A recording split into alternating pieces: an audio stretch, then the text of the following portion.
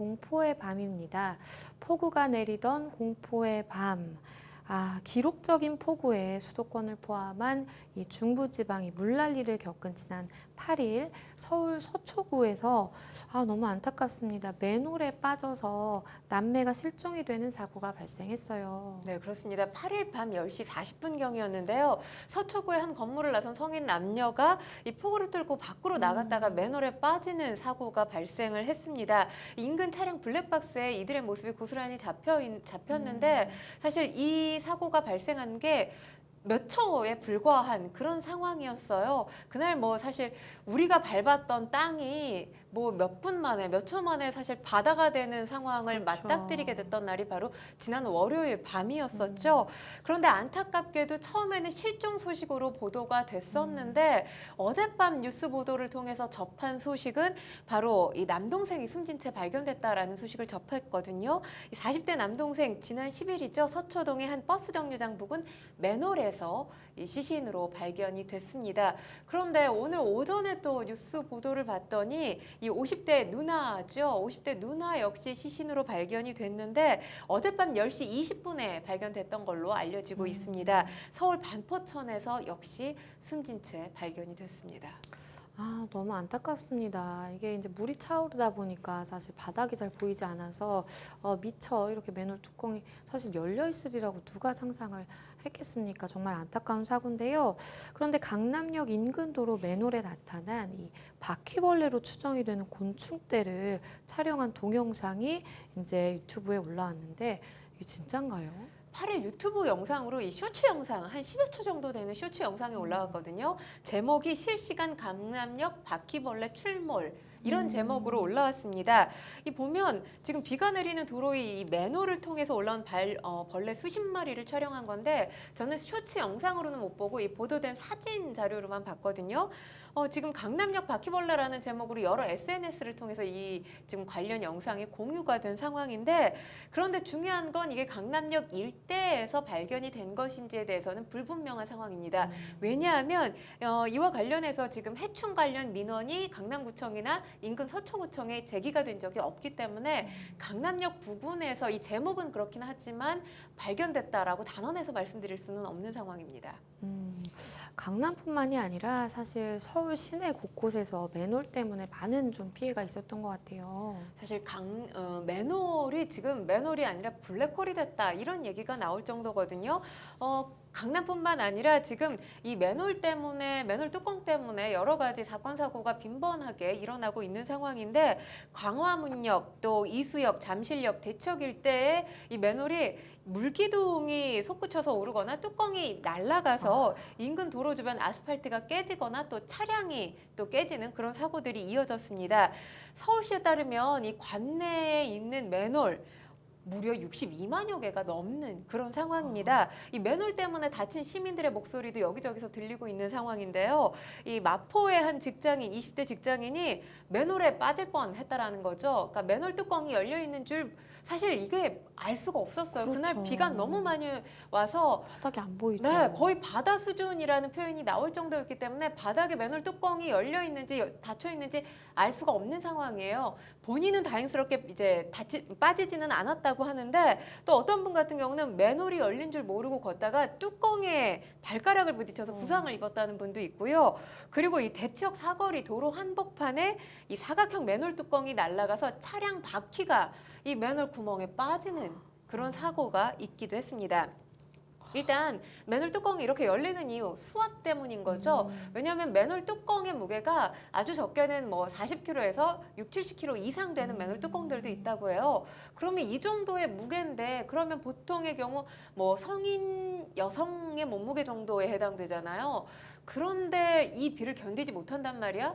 견딜 수가 없습니다. 몇 초 만에 몇 분 만에 이렇게 물난리가 날 정도이기 때문에 이 수압을 견디지 못하고 뚜껑이 그대로 열려버리는 거죠. 특히 이제 지대가 낮은 곳 같은 경우 이 하수관고가 모두 이어져 있는데 이 상대적으로 저지대에 더 큰 압력이 가해진다고 합니다. 그렇기 때문에 이 강남 일대에 맨홀 뚜껑 사고가 이어진 경우가 이 강북 쪽보다는 훨씬 더 많다라는 거죠. 근데 지금 중요한 건 아까도 제가 이 저희 프로그램 시작 전에 비가 더 많이 올 거다라는 예고를 말씀을 드렸잖아요. 이 예보에 따르면 큰 비가 오기 때문에 맨홀 뚜껑과 관련된 사고가 더 이어질 가능성도 배제할 수 없거든요. 중요한 게 지금 일단 사고의 우려가 있기 때문에 맨홀 뚜껑 근처 다닐 때 상당히 조심하라 정도예요. 그러겠네요. 특별히 이제 막을 수 있는 방법이 없고 그 이전 보도를 보면 혼자서 다니는 건 위험하니까 여러 사람과 손잡고 다니라는 이야기도 나온 보도를 본 적이 있는데 이렇게 비가 많이 왔는데 여러 사람과 손을 할 수 어떻게 잡고 없죠. 다닙니까? 이건 지금 대책이 될 수 없는데 관련해서 지금 또 저희가 첫 소식부터 이 맨홀에 빠져서 숨진 남매 소식을 말씀을 드렸잖아요. 그렇기 때문에 서울시가 지금 맨홀 추락 방지 시설을 신속하게 마련하겠다라고 밝힌 상황입니다. 정말 재난 현장을 방불케 했던 이 강남역 일대인데요. 근데 폭우로 사실 침수 피해가 있었다라는 이야기 예전에도 좀 들렸던 것 같은데 이렇게 폭우 때마다 막대한 침수가 일어나는 이유가 뭘까요? 일단 지금 관련해서 서울시의 어떤 수방 치수 관리 잘못된 거 아니냐 이런 비판의 목소리가 계속해서 제기가 되고 있는데 일단 서울시의 관계자들의 목소리를 듣자면 예상하지 못한 강수량을 꼽고 있습니다. 이제 지금 배수종합대책 시행을 통해서 시간당 85mm 강우량 감당할 수 있게 됐다고 해요. 근데 이 85mm 정도가 보도에 따라서 약간 차이가 나지만 뭐 한 20년, 30년 정도 만에 이런 큰 이 침수 피해 사건들이 일어날 수 있기 때문에 그걸 대비해서 85mm로 이제 정해놓고 이 강우를 감당할 수 있는 정도의 대책을 마련을 해놓은 거라는 거죠.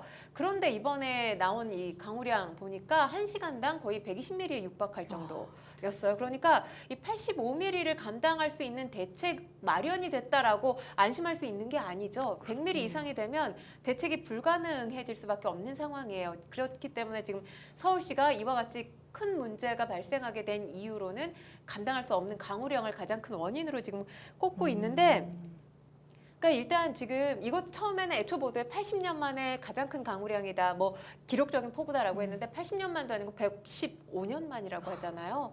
그러니까 정말 예상치 못한 강우량이었다라는 거죠.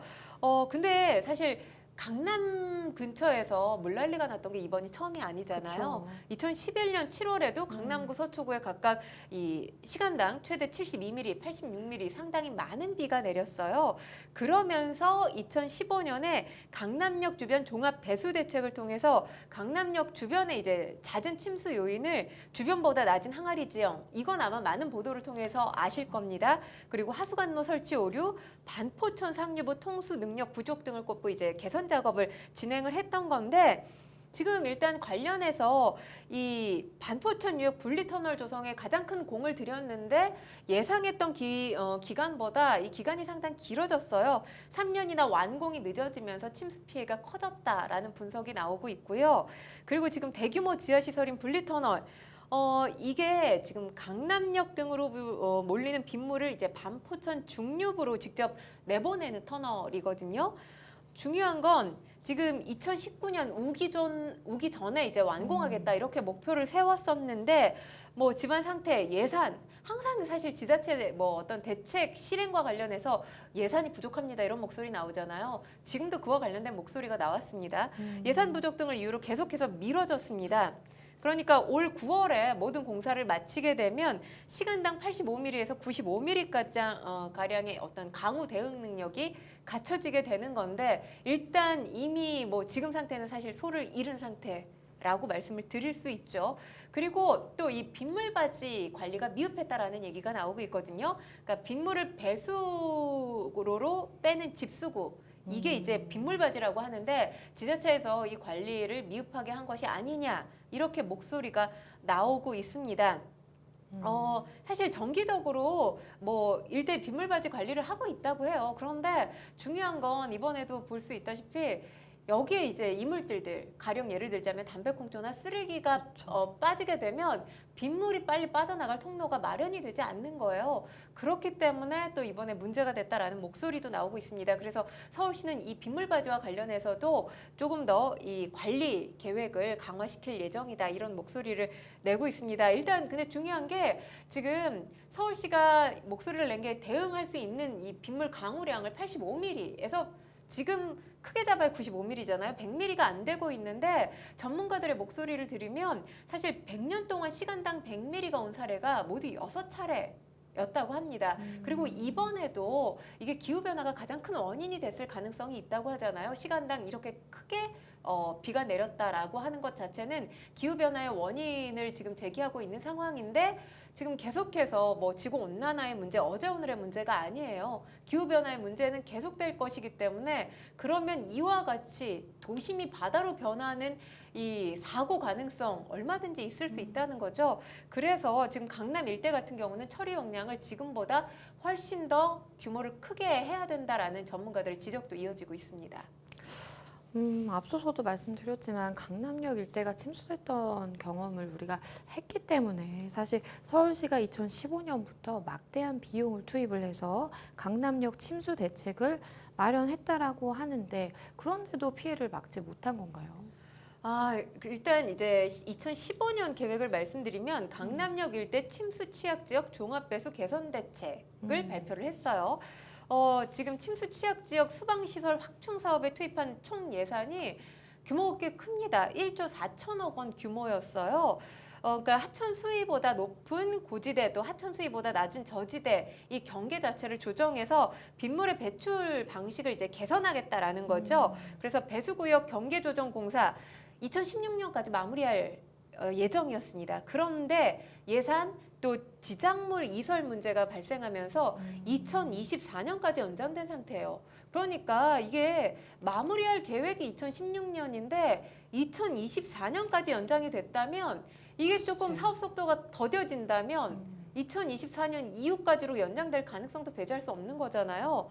그러니까 마무리할 예정인 것이 어떻게 이 거의 10여 년에 가까운 시간인데 아직까지 연장하고 있는 그런 상태라는 보도가 나왔는지 사실 저는 의문입니다. 그리고 지금 이 반포천 뉴욕 분리터널 관련해서도 2018년에 착공해서 올해 6월 완공이 됐다고 해요. 이 공사 완료로 시간당 95mm가량의 강우량을 방어할 수 있는 능력이 마련이 되기는 했지만, 여전히 이번 기록적인 폭우, 아까도 제가 말씀드렸지만 거의 120mm에 육박했잖아요. 그리고 8일 하루 동안 이 서울에 쏟아진 비의 양이 8월 한 달 동안 쏟아진 비의 양과 거의 동일한 수준이에요. 그러니까 사실 주말에 뭐 제가 일기예보 항상 열심히 보기는 하는데, 주말에 월요일, 화요일 이틀 동안 300mm의 비가 쏟아질 거다라는 예보를 접했지만 그냥 비가 많이 올 건가 보다라고 했지, 이게 300mm에 대한 이 체감되는 느낌이 없었던 것 같습니다. 일단 그렇기 때문에 지금 관련해서 아까 제가 말씀드렸던 내용과 연관 짓자면, 지금 대책을 세운 게 100mm가 채 안 되는 양을 막을 수 있는 정도의 대책이거든요. 이와 관련해서 전문가의 아까 지적사항도 말씀을 드렸지만, 이런 기록적인 폭우가 다음 주에 이어질지 내년에 이어질지 알 수 없는 일이에요. 속수무책일 수밖에 없는 상황이라는 목소리, 굉장히 지금 비 피해를 당하신 모든 분들은 상당히 겁날 수밖에 없어요. 공포심이 들 수밖에 없는 보도인데, 이와 관련해서 대책 마련을 지금 정말 조속히 마련해야 되지 않을까 싶습니다. 이런 가운데 굉장히 또 안타까운 사고가 하나 있었습니다. 반지하에 살던 발달장애 가족이 침수로 인해서 숨을 거두는 굉장히 좀 안타까운 사고가 발생했네요. 네, 그렇습니다. 그러니까 9일 오전 0시 26분께 신림동의 한 반지하에서 40대 자매와 그리고 그러니까 40대 여동생 A씨, 그 A씨의 딸인 10대 이 딸이 사망한 채 순차적으로 발견되는 일이 있었습니다. 어머니, 70대 어머님도 함께 사셨다고 해요. 그런데 이 당일날 그나마 이 불행 중 다행이라고 해야 될까요? 이런 표현도 정말 가슴 아파서 표현하기가 어려운데, 이 모친이 병원 진료를 위해서 집을 잠시 비웠던 상황에 발생했던 사고였습니다. 전날 이 A씨가 전날 지인한테 침수 신고해달라고 요청을 한 거예요. 그러니까 아마도 8일 밤에 요청을 했겠죠. 지인이 이 오후 9시께 경찰에 신고를 했는데, 뭐 당연히 신고를 접수한 경찰 119와 함께 출동을 한 겁니다. 배수 작업이 필요하다고 판단을 했기 때문에. 근데 반지하였기 때문에 이 관련해서 방범창 다 뜯어내야 됐어요. 그런데 뜯어내기가 쉽지 않았던 게 비가 계속해서 퍼붓고 있는 상황이어서 이 주민들까지 함께 힘을 합쳤지만 이 안타까운 이 가족들의 죽음을 막을 수는 없었습니다. 지금 이와 관련해서 서울시가 반지하 없애겠다.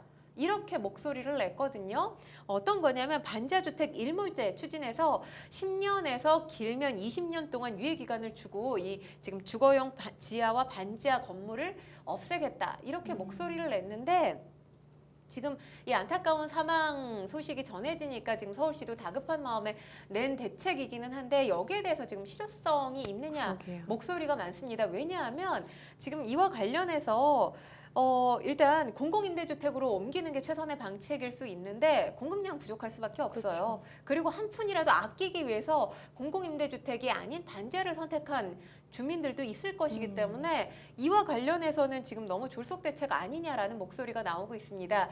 그래서 반지하를 없애겠다. 어떻게 보면 되게 유토피아 같은 정책 내지는 목소리라고 할 수 있거든요.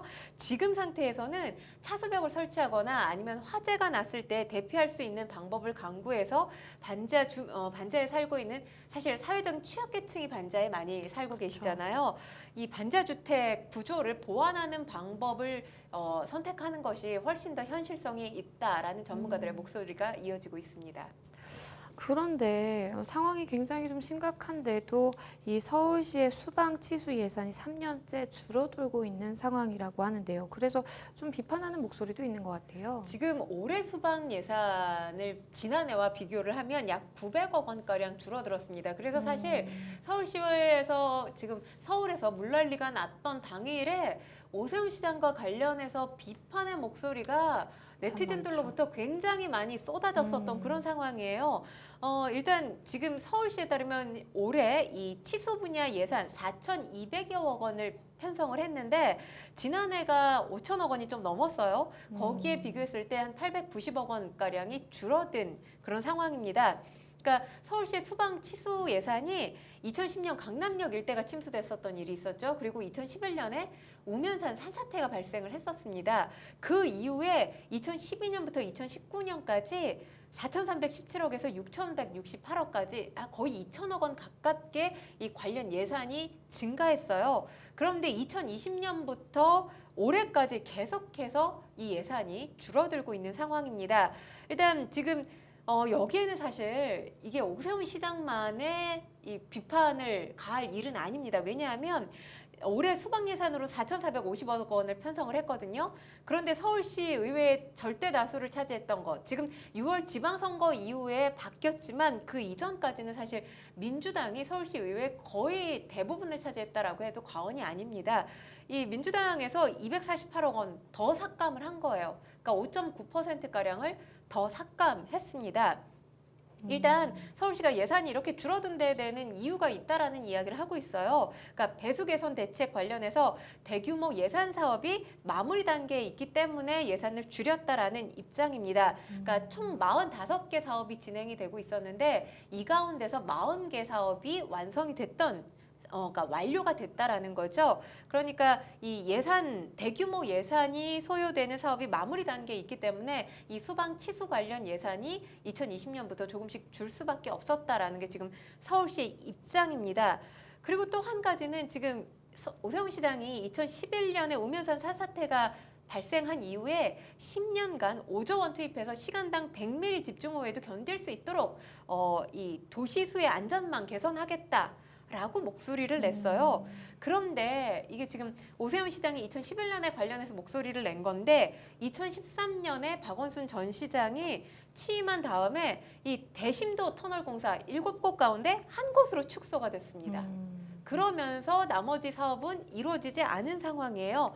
그러면서 이제 예산도 대폭 줄 수밖에 없었다는 게 지금 서울시의 입장인데 일단 이렇게 물난리를 크게 겪었기 때문에 지금 오 시장이 올해 2차 추경 편성을 통해서 지난해 예산 심사 과정에서 이 삭감된 290여억 원 가까이의 수방 예산 복원에서 편성을 했고요. 이번 수해에 따른 피해 최소화하고 복구에 만전을 기하기 위해서 필요한 이 재난기금 예비비 적극 투입하겠다 이런 목소리를 냈습니다. 인명 피해도 난 만큼 우리가 대책을 참 철저히 세워야 되겠다라는 생각이 드는데 글쎄요, 물난리로 인한 이 참변을 막기 위해서 좀 어떤 노력들을 기울여야 될까요? 지금 사실 많은 분들이 딱 피부에 체감하는 뭐 속담이 저는 그 속담이라고 생각해요. 가뭄 끝은 있지만 홍수 끝은 없다. 그러니까 이게 장마 끝은 없다고 하죠. 그런데 이게 사실 제2의 장마라고 하잖아요. 장마가 그렇죠. 이미 끝났는데 또 장마가 온 상황이에요. 어쨌거나 소를 잃었습니다. 왜냐하면 사망자도 발생했죠. 실종자도 발생했죠. 그리고 피해를 본 주민들 상당수입니다. 그렇기 때문에 소를 잃은 상황이지만 또 소를 잃을 가능성 배제할 수 없기 때문에 외양간을 고치되 아주 튼튼하게 제대로 고쳐서 소 잃을 가능성을 줄이는 게 지금 지자체가 해야 될 일이 아닌가 싶은데 일단 지금 관련해서 아까도 제가 한 번 언급을 했는데 대심도 다기능 배수 터널 이 필요성이 전문가들에 의해서 다시 한번 제기가 되고 있거든요. 이게 어떤 거냐면 평상시엔 자동차가 다니는 터널이에요. 그런데 이번 같이 이제 홍수가 났을 경우 물을 가두는 방수로 역할을 해줍니다. 그러면서 오폐수를 흘려보내서 이 하수도 기능을 하는 다목적 터널이에요. 사실 이 오폐수가 또 문제가 되기도 하는데 이걸 흘려보내기 때문에 여러 가지 기능을 하고 있어요. 그러니까 아까도 말씀을 드렸지만 이걸 이제 2011년 우면산 산사태 이후에 이 오 시장이 추진하려고 했다가 2013년 이후에 이제 불발됐다라고 보는 게 맞습니다. 그런데 중요한 게 지금 이 사업이 대규모로 축소가 됐어요. 축소됐던 이유가 뭐냐면 과잉 토목이다. 이 환경단체가 또 이런 지적을 했습니다. 일단 뭐 환경단체 입장도 이해는 해요. 왜냐하면 뭐 토목 관련해서 건설 공사가 늘어나면 늘어날수록 환경이 파괴될 가능성이 있지 않느냐 이런 목소리도 있지만 침수 피해 지역이 또 침수 피해 지역이 되는 그런 상황이잖아요.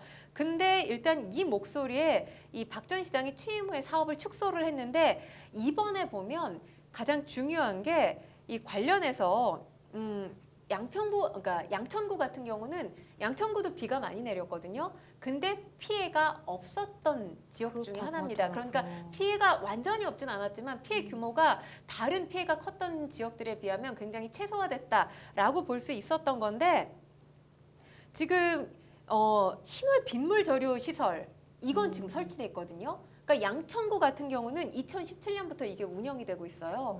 그래서 이번과 같은 폭우에도 이 어떤 피해 규모를 최소화시킬 수가 있었습니다. 그러니까 아까 제가 말씀을 드렸는데 7곳 가운데 한 곳만 제가 이 관련해서 설치가 됐다고 했잖아요. 그게 바로 이 지금 말씀드렸던 이 신월빗물 저류 시설이에요. 그러니까 다른 7곳도, 그러니까 나머지 6곳도 이게 설치가 됐더라면 이번과 같은 폭우에 이렇게 많은 피해가 발생하지 않았을 가능성이 있는 거죠. 그렇기 때문에 제가 여기서 지금 말씀이 길어졌지만 한 가지 말씀드리고 싶은 건 제발이지 이 시민을 위한 정책 내지는 시민을 위한 대책에 정치 논리가 끼어들지 않았으면 좋겠습니다. 왜냐하면 지방선거 4년에 한 번씩 치르잖아요. 그러면 지자체장이 4년에 한 번씩 바뀔 가능성이 있다는 거예요. 근데 중요한 게 이렇게 중요한 사업을 이전 이 지자체장이 계획을 세웠는데 지자체장이 바뀌면서 백지화되거나 축소되거나 하면서 그 피해가 고스란히 시민에게 전가되는 상황이 발생하거든요. 그렇기 때문에 뭐 여기서 제가 비단 서울시의 얘기만 말씀드리는 게 아니라 이건 어느 지자체에서도 발생할 수 있는 일이기 때문에 이와 관련된 대책 세울 때 제발이지 정치 논리로 세우는 일 없었으면 하는 바람입니다. 네, 정말 많은 분들이 이번 피해를 입으셨는데 모쪼록 좀 잘 빨리 수습이 됐으면 좋겠습니다. 첫 번째 법률 이슈 토크, 폭우가 내리던 공포의 밤이라는 주제로 이야기 나눠봤습니다.